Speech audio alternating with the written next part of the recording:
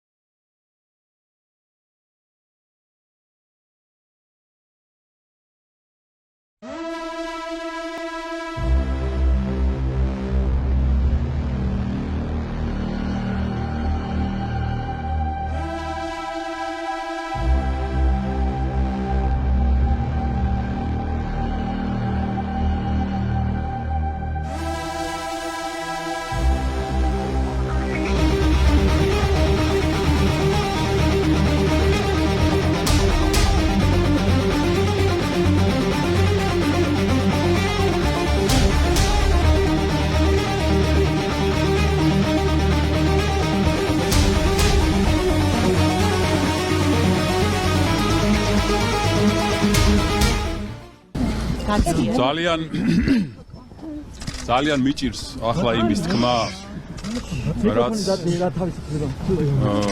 რაც უნდა მოგახსენოთ.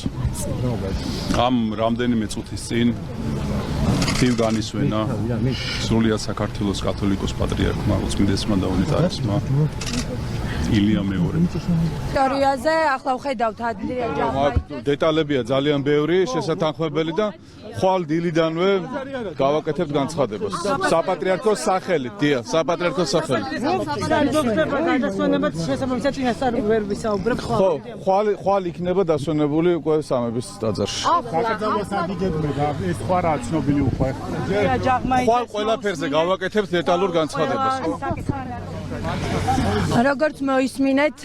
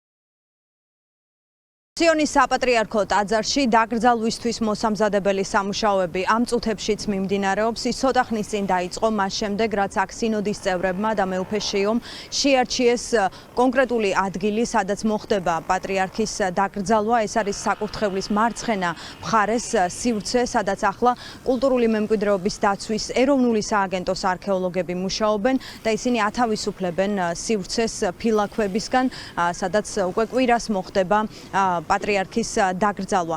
ილია მეორე იქნება მე-9 პატრიარქი, ვინც დაიკრძალება სიონის ტაძარში. მანამდე აქ განისვენებს ყველა პატრიარქი, ვინც კი ჰყოლია საქართველოს ქართული ეკლესიის ავტოკეფალიის მოპოვების შემდეგ და თავადაც მისი სურვილი იყო, რომ სიონის ტაძარში მომხდარიყო მისი დაკრძალვა. დღეს TV პირველის ეთერში საუბრობდა პატრიარქის ფონდის ხელმძღვანელი ლაშა ჟვანია, რომ 3 წლის წინ თავად ილია მეორე ყვებოდა, რომ სიონი არის პატრიარქების და შესაბამისად მისი სურვილი იყო, რომ მისი დაკრძალვის გადაწყვეტილება სწორედ აქ მომხდარიყო და გადაწყვეტილება მიიღეს, რომ არა ტაძრის ეზოში, არამედ უშუალოდ ტაძრის შენობაში მოხდეს კათოლიკოს პატრიარქის დაკრძალვა, სადაც ახლა არქეოლოგები მუშაობენ და სწორედ მისი სურვილის გათვალისწინებით მიიღო სინოდის სხდომამ გადაწყვეტილება, რომ 22 მარტს კათოლიკოს პატრიარქი ილია მეორე სწორედ აქ დაიკრძალოს.